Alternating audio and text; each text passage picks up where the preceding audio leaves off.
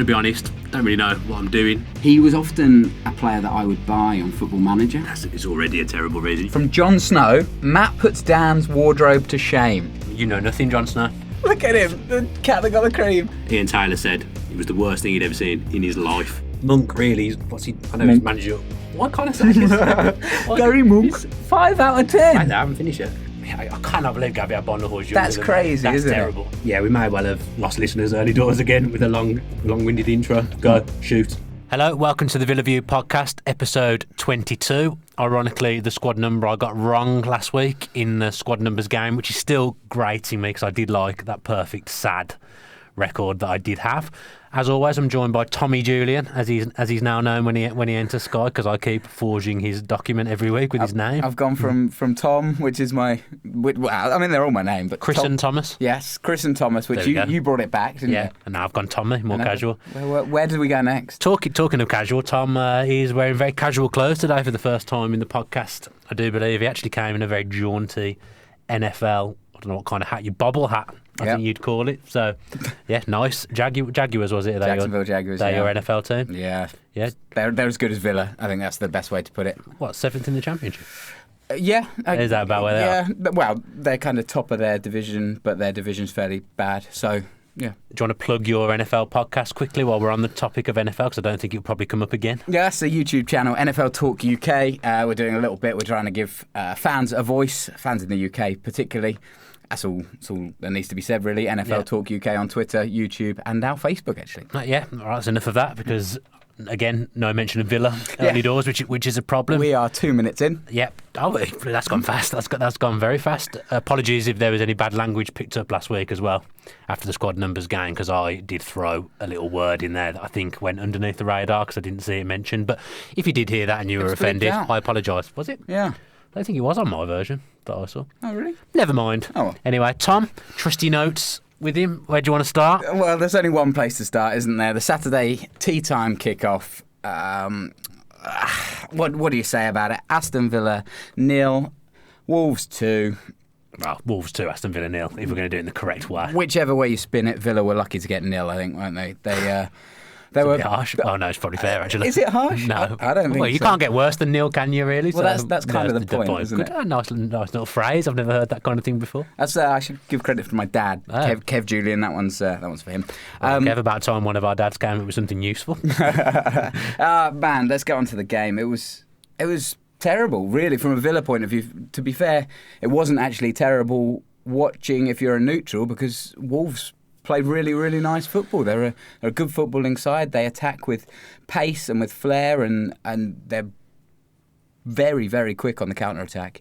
And they undid Villa several times, and we really didn't, apart from Snodgrass's free kick, we didn't really test them. Yeah, that's probably the only shot I remember for us having in the whole game, which if you rewind to the last time we played Wolves at Molineux, I think we only had one chance of note in that game as well. So they've become a bit of a bogey team for us in the Championship. They've caused us a lot of problems every time we've played them. I'm not overly surprised that we lost, to be honest. I'm a bit annoyed with myself because I said that if we played 4-4-2 it would be suicide, and then for our Villa View match preview I changed my mind and said let's go 4-4-2, but in fact I was right the first time.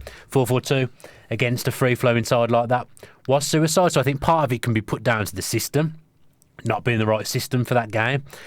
Part of it can be put down to, I don't know how many players Wolves had away international duty, but we had a few, and maybe that's a bit clutching at straws. Maybe the team could have been freshened up a little bit with people that weren't away. And I think at the end of the day we were just undone by a good footballing side, and we didn't turn up. Yeah, hindsight's a wonderful thing, and we'll never know what would have happened if we'd lined up 4-3-3, whether we'd have got a result from that game, or whether we've been completely overrun by a team that can maybe play 4-4-3 better than we can. Well, they were playing 3 at the back, weren't they? Wolves. They were playing, to be honest, so fluidly that actually they just kind of filled the holes wherever was needed, and they just came at us every time, and it felt like Snodgrass was kind of pegged back into an extra wing back kind of role. We talked last week about how left back was the only position we were really struggling. Hutton for me was our man of the match. Yeah, that's a bit worrying in itself that a standing left back that isn't a left back is your best player. And to be fair, he made 2 or 3 goal saving challenges. He was very unlucky with the challenge he made that led to the goal. I think for the second goal, I'm not going to criticise him because he's been phenomenal this season, but I think Sam Johnson will be disappointed to be beat at his near post, but it's academic anyway because we would have lost regardless of that. The first goal was taken very well. It felt like, sorry to cut in, Sam Johnson was watching the game and he kind of just lost a little bit of track of where he was in his goals. Maybe lost his bearings. That's probably fair. It's poor defending though for both goals. Not ideal defending from El Mohammadi for either. Really, maybe perhaps he'd point to the fact he's not a natural defender, and we've been praising the fact that we've been better going forward because we've had a more attacking right back in El Mohammadi, but then maybe his defensive deficiencies were shown a little there. Going against someone of Diogo Jota's class, like his ability. I mean, he's only 20 years old. This guy. Is he? Yeah. Uphill paper round. He looks older than that. Absolutely. That's rich coming from me. Yeah, absolutely, it is.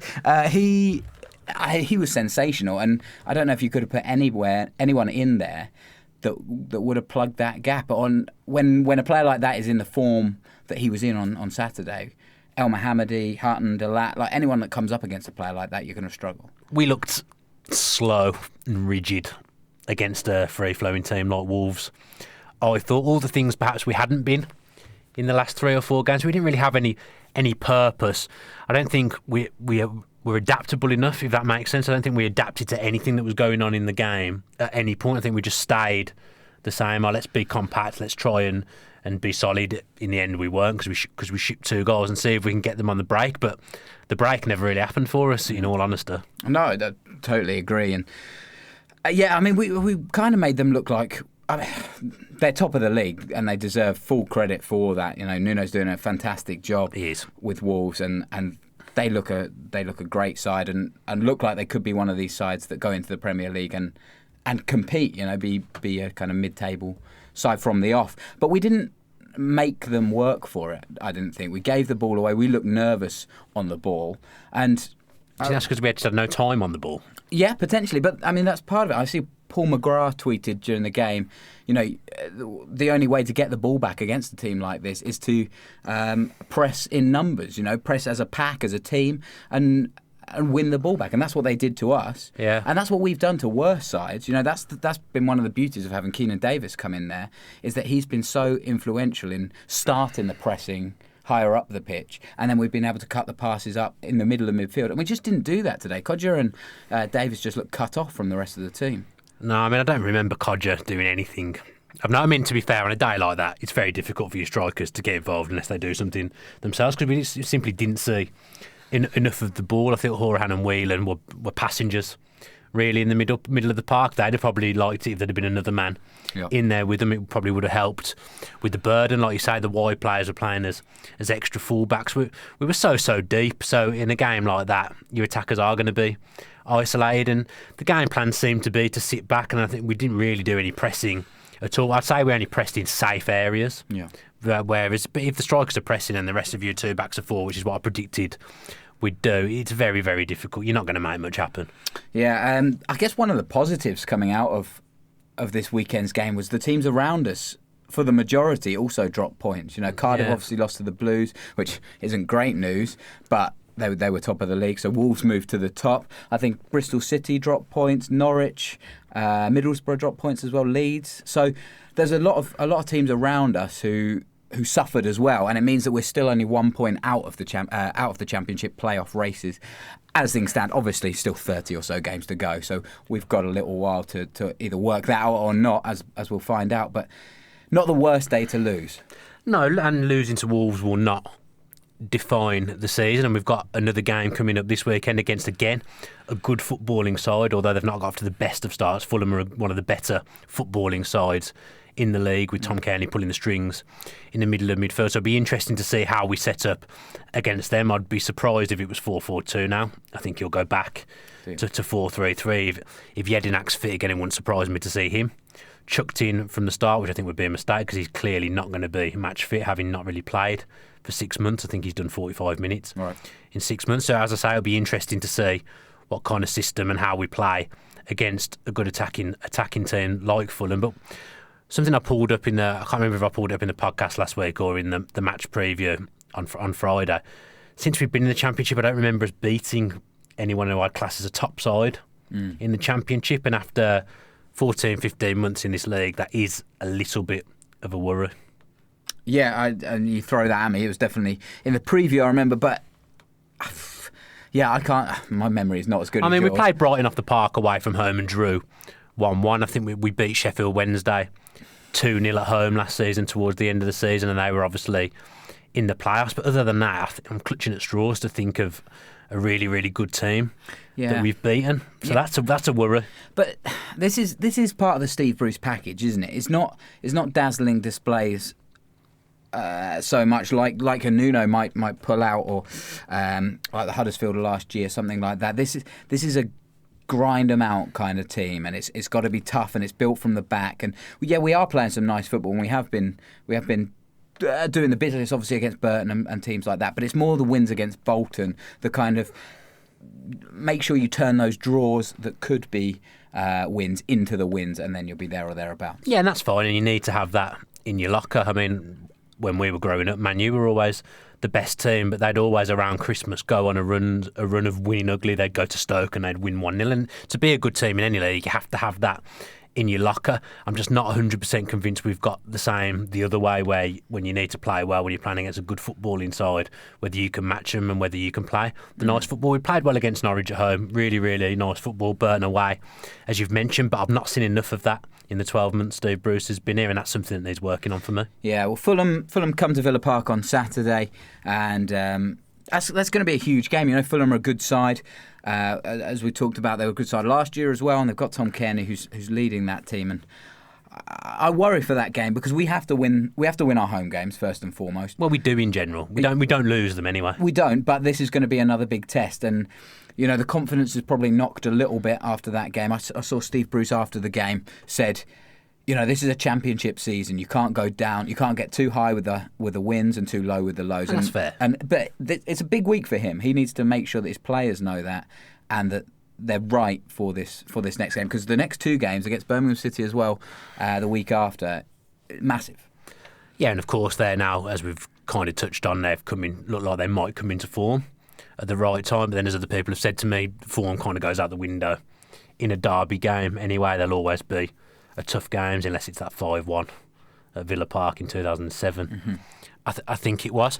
There's still a chance this month if we were to beat Fulham and beat Birmingham, despite losing to Wolves. That's a good month. Yeah, I think I predicted 5 points, didn't I? Which has gone out the window now, but we can still get 6. We can get 6, yeah. So obviously that would be preferable than 5. Well, yeah. Good maths, as everyone can tell. So my prediction's gone out the window, but there's still a chance for it to be a good month. All's not lost, and I said in the preview, there doesn't need to be the overreactions anymore to the losses, because we have proved that we can go on a run of wins, and we'll need to do that again. And now the key is, can the team bounce back from losing and go on another 8-game unbeaten run with preferably getting some wins in a row. So this is a true test of the team. Now I just hope the crowd doesn't go into the game on Saturday too negative, like the first time someone misplaces a pass, the groans start to come out, and the boo boys maybe in some sections, the vocal minority. I hope that thing doesn't start to happen, because we've had a good September, and okay, we've lost the first game of October, but there's plenty of games left. How many is it? There's more, 33? Something like that. Yeah. There's a lot of games left to play. So we've lost 3 times this season. We've lost to Cardiff, we've lost to Wolves, who will both be up there, and the Reading was in the midst of a poor spell. Mm-hmm. Poor spell for the club. I think that was after the Cardiff game, after we'd just been beat. But there's still plenty of time for us to do something this season. But I'd say a concern is that we haven't beat anyone of real note since we've been in the Championship. Absolutely. Well, Fulham, we can maybe set our stall out there, because we did beat Fulham about this time last year, actually, 1-0. That's true. I mean, that's a long time ago. They weren't any great shakes at that point. They were on an incrediable run second half of the season. Still finding their feet. Yeah. Well, did you see the biggest news that obviously concerned me on Saturday evening? The pie. Stevie Green. Have you seen it? I did see it. I saw it at the time when he tweeted. If you haven't, it's made the Nationals, I think. Yeah, it has. Yeah. If you haven't seen this abomination of a savoury snack, a guy called Gavin Richardson went to the Wolves game, bought himself a £3.10 I can only presume it was a mince and a mushy pea pie. I was going to say, what was that pie supposed to be? Yeah, but there was a big contingent of mushy pea still congealed into the shape of a can.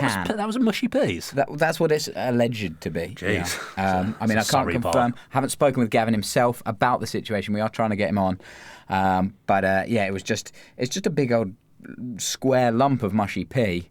I mean, Wolves should be ashamed of themselves. It's disgusting. There should probably be some kind of investigation. I'd probably replay the game, I would say. I noticed that the Birmingham Mail had reached out to Wolves for comment. Nothing so far. No. So we'll watch this space, and I will keep you updated with all the pie-related news. That is something. I bet that's something that really floated your boat when you saw that pies were in the news. Do you know what? I was looking through over the last couple of days just for stuff to talk about on the podcast, and that came up second on like the Google news feed. And I was like, you know me well. You've got Google. a tailored news feed. Yeah, absolutely. Max Roberts, off the back of that. If you haven't seen the pie, actually, you can. I retweeted it just earlier today. This is Tuesday, so there probably won't be too many tweets from now until then. So you can Thanks go and find to Stevie Green for bringing that big news to our attention. Yeah, Stevie Green, who does some stuff with In Bed with Maradona, I believe. Yeah, also played in our game at Villa Park. Oh, did he? He was on our team. Yeah, he was in the dressing room with us, Tom. Is he your mate? No, he's just a subscriber. Oh, right. He's my mate now. We've met now. We've met, obviously. Who's your mate, Steve? That's Steve Day. Completely different. Getting very confused. Yeah. Okay. Well, good. Well done, Stevie. I can't believe you played a football game at Villa Park with What this guy position you did don't he play? recognise. He left back. He came on in the second half. See, I was right wing and started, so I'm a bit too big time for that. Max Roberts did get in touch after that. Best food that you've ever had at a football game? I can't think of anything that's been spectacular. In all honesty. You went for dinner at Villa the other day, didn't you? For lunch? I went for lunch there at the season ticket holders event, but it's just a standard lasagna and chips. Yeah, but you're not a foodie, are you? I am, but I like food, Tom. You like chicken nuggets and stuff like that, don't you? I don't we all? Yeah, well, that's true. I can't think of anything off the top of my head that I thought, oh, that was great. I spent quite a lot of time at Hibs between 2010 and 2012, and their Scotch pie was absolutely delicious. So yeah, very, very good there. If you've got any favourite foods, get in touch. Get in touch with me, because Dan doesn't care. Watch out for Tom's new podcast next week, concentrating on Hibernian food at football. Just food in general. If somebody's willing to back a food-related podcast, then I am your man. I won't be there, probably. Wouldn't mind doing some testing. Okay. Of food, but yeah, I won't be there for that. Should we move on? Yeah, please. So, Shay Given has released a book. I'm gonna buy it. Are you? Yeah. Do you remember what it's called, just off the top of your head? Any Given Saturday. Any Given Saturday. Very, very good. He was going to call it 50 Saves of Shay, which I like better. That's so good. That's clever. Yeah, very, very good. To be fair, the original name's quite good as well. Any Given Saturday. That's a good name. It is. That's why, well done, Shay. First hurdle when you're releasing a book is come up with a good name. Come up with a good name. My wife's favourite ever footballer. Shay Given. Because basically, when we started going out, he was Villa's goalkeeper, and she decided that she liked him. Really? Yeah. So, and she's interest has dwindled in Villa since those early heydays. Quite a good-looking chap as well, Shay Given. Is it? I thought so. Not sure about that. For an older man. Not sure about that. Let us know in the comments whether you agree with it. What times he got a massive head? He calls himself like Horsehead or something, doesn't he? Does he? Yeah, he's got like a. Are you sure? Yeah, he's always saying something about him. He's always saying stuff about him having a massive head. Anyway, let's get back on. Met him once. Met him once at the Villa training ground. He was a very, very nice man. Was he? He seems like really, a nice guy. really sound guy. So he's released this book, and as part of the release process, he's done some interviews with. Some excerpts with the Daily Mirror and the Birmingham Mail as well, where he talks about basically his time at Villa and the cost cutting and the suits interfering with kind of the playing staff and basically how they stripped a lot of the assets as he arrived. You know, they lost Ashley Young, they lost some talented players, and they were looking at just kind of reducing the quality, if you like, and trying to get the young players in for economic benefit rather than playing benefit. Did he mention his embarrassment of being named in your all-time Villa 11 or squad? Why would that be embarrassing? Because he shouldn't be in there. Well, he's a good player. One of the best players at Villa. For Villa, didn't see the best of him, did we? Well, he led us to an FA Cup final. We got tonked 4-0, but that wasn't his fault. No, but I don't think you can say he's in the greatest ever. I think we talked about this in week 2 whenever we did this. Sorry. Still obviously playing on my mind. Dredge it up. Who's your backup keeper? I don't think I did a bench. Well, there you go. If it wouldn't be him, though. No, I think at the time... Probably be David James. You mentioned the fact that Peter Schmeichel was also... Yeah, because your logic was based on the fact that he'd done so much in the game, and then I said, well, why didn't you put Peter Schmeichel on the bench then? And I froze at that Let's point. not go over the top ground. Anyway. So, what do you make of it? It kind of leads on from the Martin O'Neill stuff, though, doesn't it? About how maybe there was an overspend before, and Randy Lerner, Shay Given says in his book that Randy Lerner had kind of lost interest by this point. He was trying to recoup some of the money that he'd invested, because I think Shay Given gives him the benefit of the doubt here, and he says, fair play to the guy, he's invested a lot of money and not really seen anything. But that's where the tumble really started to happen, and we saw a bunch of managers. Shay Given played under 3 or 4, I believe, and you know, the quality dwindled at Villa. Apologies to anyone who just heard that phone bleep. Tom has very unprofessionally left his phone on and during the podcast. And really put me off. Apologies to anybody that didn't hear it and now has been interrupted.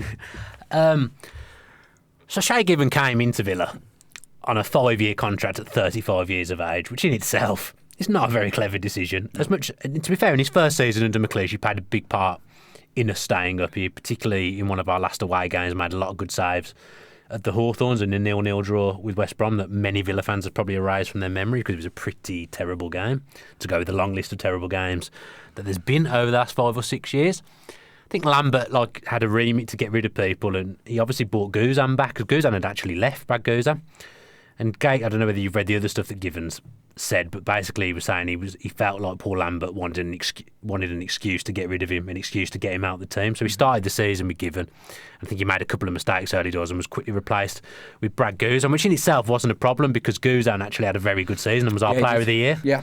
That year, despite Benteke scoring 20-odd goals, it was Guzan who got the player of the year, and then whatever happened to Brad Guzan after that, I do not know. It's funny that, isn't it? That happens with goalkeepers more than anyone else, I believe. Like, the confidence thing is so huge, and it's such a psychological part of the game where you can be a world beater one season and completely lose it the next.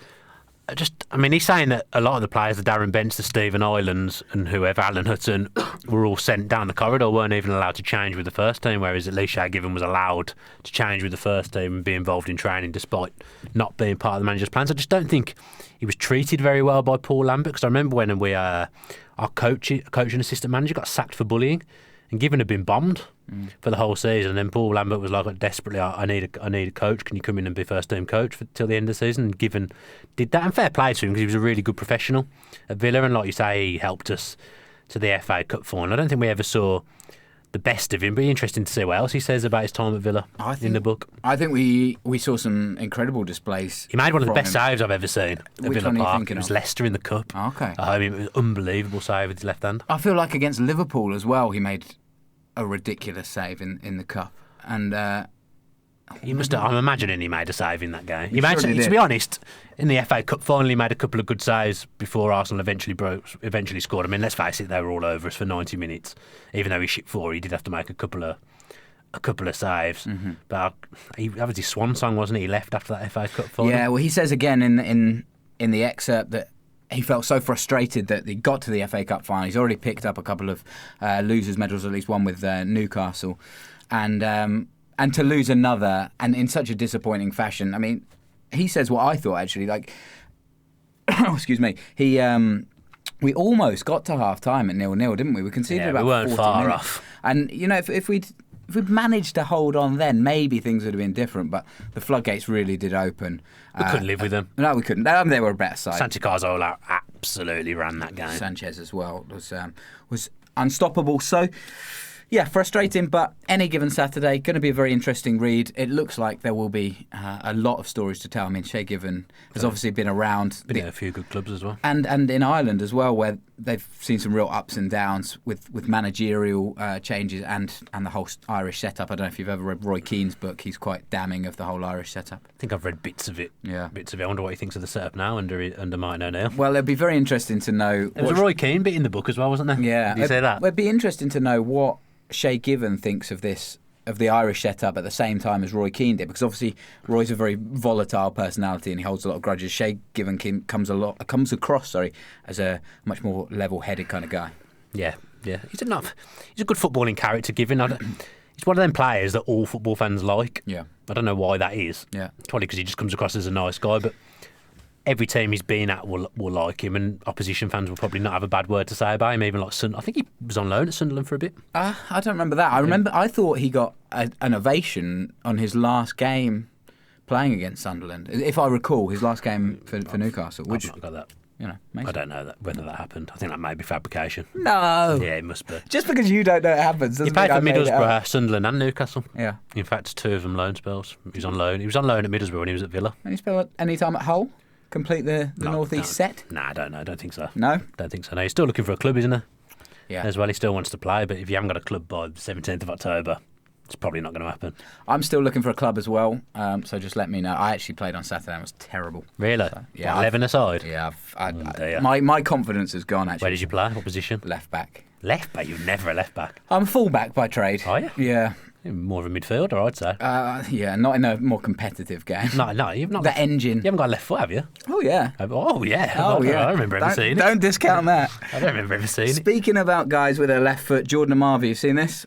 No. He's spoken about his time at Villa Oh, I didn't see that. spoken about his frustrations coming back from that cruciate injury. Jordan Amavi talked about how, though his mind was still there and he could see what he wanted to do, see how he wanted to play, his body and his control and his power just wasn't there, and he found that a really frustrating time, especially when the team at Villa wanted so much from him. Feel for him a bit because he was doing okay before he got that horrific injury, and when he came back you could see he wasn't the same player. He had a mini spell just before Christmas where he was really good again. You thought, all right, he's coming back, he's looking good, and then we played Leeds at Villa Park and he got murdered and he never recovered from it. I wish him well in his career because he stayed with us in the Championship when he probably could have gone. He was always very respectful to the fans and the club. Didn't have his best season last year. I think he was always going to go this summer, and he'll go back to France and he'll have a good career there, I would have thought. Yeah. I mean, he got called up to the French national team, as we talked about a couple of weeks ago. Their squad is incredible. He's on, like I said last week, probably his 5th or 6th choice left back, probably. I spoke with a French journalist last week, interestingly enough, and he was... So you're part of your trained journalist club? Very much so, yeah. He's more trained than me, and he said that the general French population didn't feel too confident about Russia 2018 generally. They felt that the squad was good, but it was still quite young and raw, and they were maybe 1 or 2 injuries away from having a very average team. I've seen a diagram of each position in a 4-3-3, and the players that they have, and the list is incredible. The 6th or 7th choice in each position would easily get in the England team. Yeah, they've got ridiculous depth. Well, maybe it's a bit of an arrogance of riches then. Maybe that. Sorry, I was going to say who's your early tip for the World Cup? Well, I would have said France. I would have said that France are a great side. Obviously, Argentina struggled to qualify. I mean, Russia is such an unpredictable place to go. It's going to be hostile. It's going to be volatile. Most teams probably won't be that well supported. I don't know. I won't be queuing up to make the trip there myself. No. To Russia, I wouldn't have thought. No. You think Belgium would stand a chance? But their manager is Martinez. How he's got that job. I mean, okay, they've qualified, but to be fair, they should qualify. Did you see the playoff places for the European places? Yeah. Interesting. Sweden v Italy is probably the pick of the bunch there, isn't it? Fancy Italy to go through. Yeah, I don't know why we're talking about international football. Well, but a little break from the normality of Villa. Well, let's go on from international football. Like England are a laughing stock.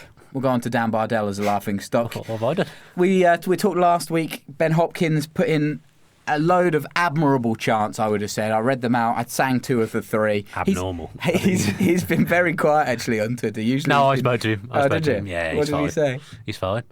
He said, I can't remember his phrase. He said I should have warned him that I was going to destroy his chance to be on it, or something like that.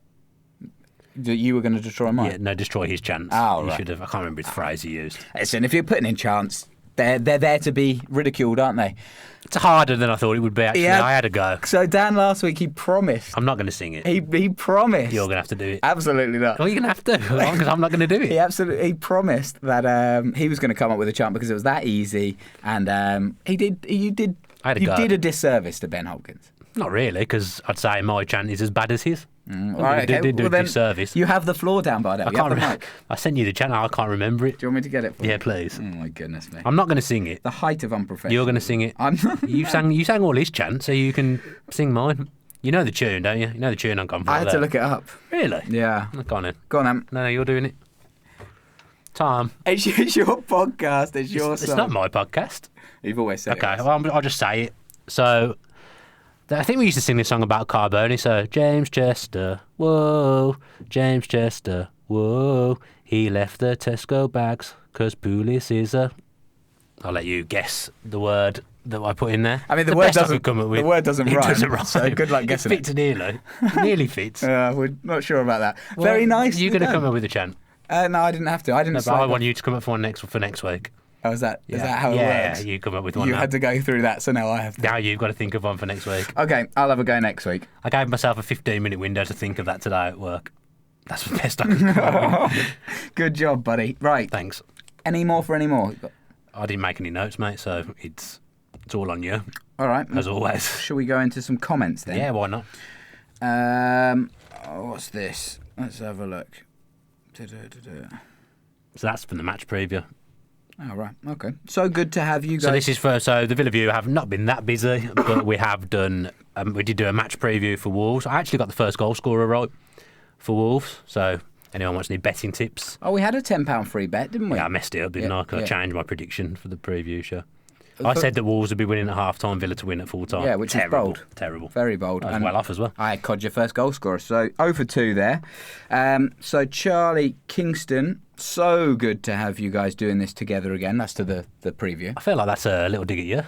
Hey, listen, No, I'm joking. I've never done the preview, and I like having Matt and Dan together because it takes Dan away from me. I like Good. to be with everyone. I have a little question, actually, for the Villa View Okay, good. public. So it used to be last season we'd do a couple of videos in the week, just filler content, basically just talking about all things Villa. But we've kind of stopped doing that.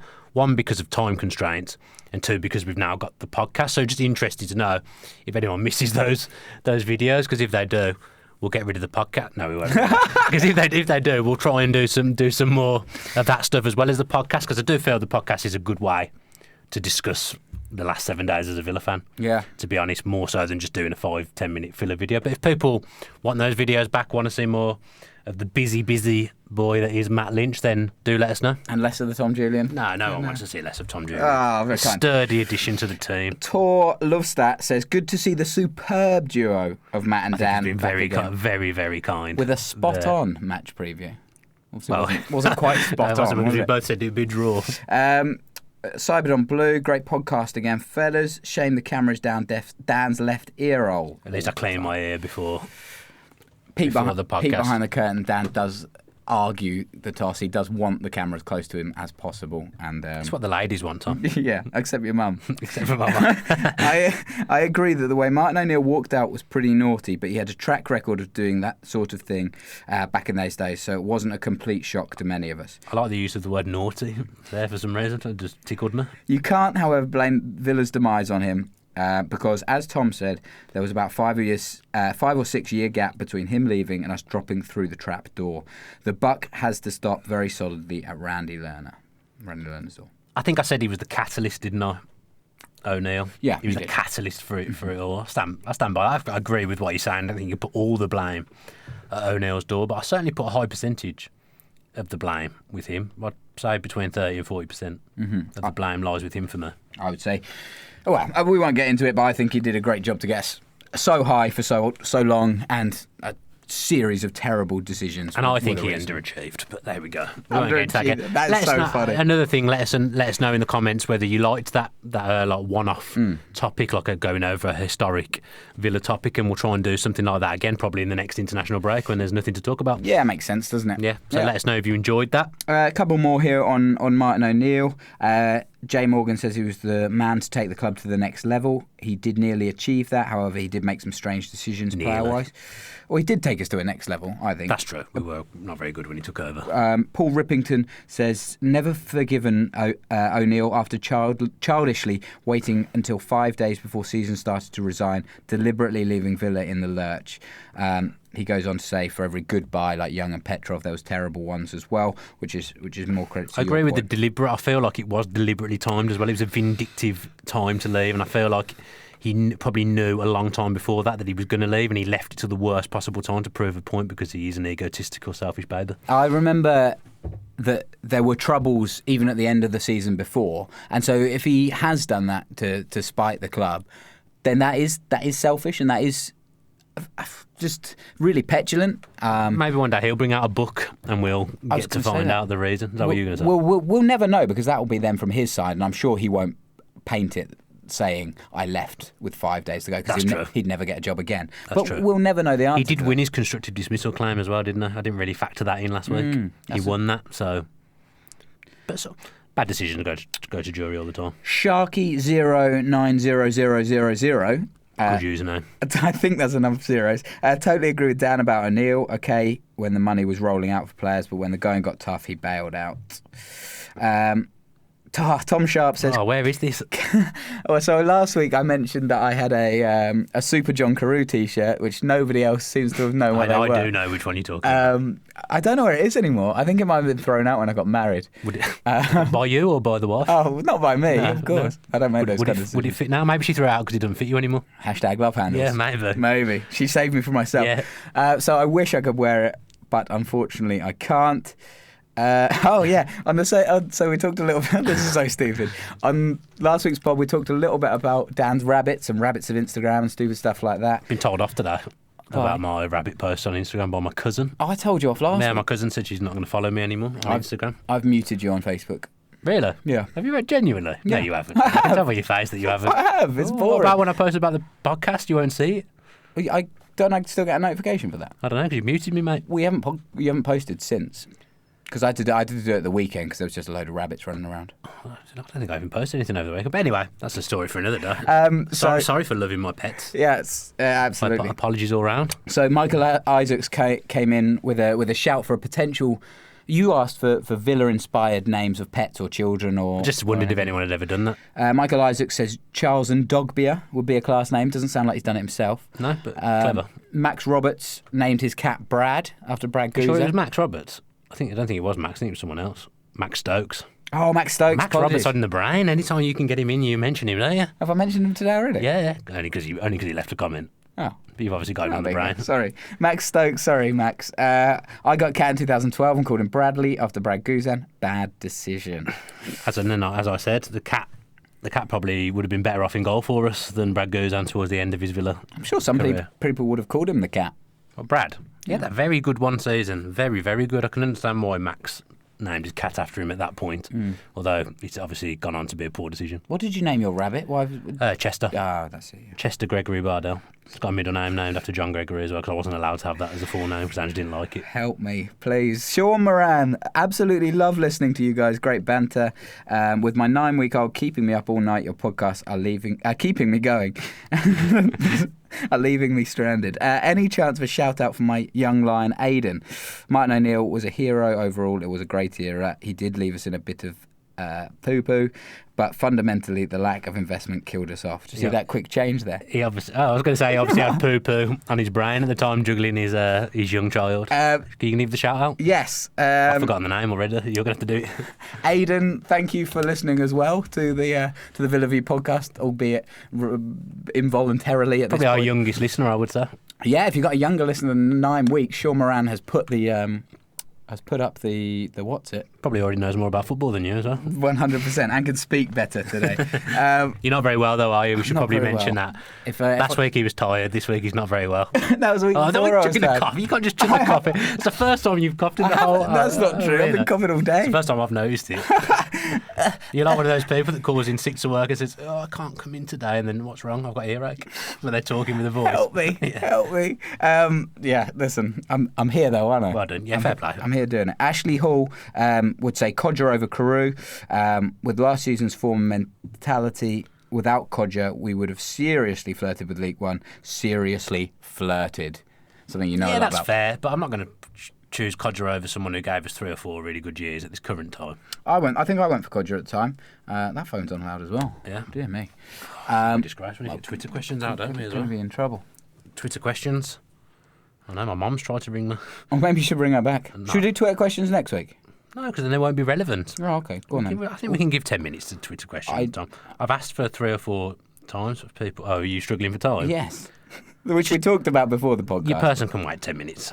The Villa View podcast comes first, Tom. Enough of this NFL baloney. This isn't NFL. Oh, sorry. Just trying to do my job, Okay. you know. Lee Paddock's asked 3 favourite bands. Oh, I haven't looked at any of these. The National are my favourite band at the moment. We both like Bon Iver, didn't we? But we do until he cancelled his gig, and now I don't like his new album. I've not listened to it. Tom's upset here. I'll just rattle through a couple of them. Tom Brooks, out of 10, how good has John Terry been so far this season? I'm going to go 7.5. I would say 6. Yeah, it hasn't blown any doors off. I think he's been. September he was a monster, mate. I think he made a couple of mistakes, to be honest. That was August. There was time. No, I think there's times where players have danced through him. He let one goal in. What was the goal that we let in then? Very good question. God, I can't remember. We beat someone 2-1, I think. I can't remember. Was it Brentford? No, Brentford's 0-0. Middlesbrough 0-0. God, this is terrible, isn't it? This is making for a really entertaining podcast. My head's gone. Who did we concede to? We beat Burton 4-0. We beat Bolton 1-0. We beat someone 3-0. Oh, God. That's me. Sorry. Apologies. Brain fades all over the place. I don't feel like John Terry's taken control like he might have done, but maybe that's being harsh. I felt like he did in September. I think you are being harsh. Okay. There. Jordan Spencer, how far behind Whelan do you think Jordan Lydon is? Surely it can't be too long before he gets a chance. Does seem to be scoring a lot of goals for the under-23. Jordan Lydon scored again.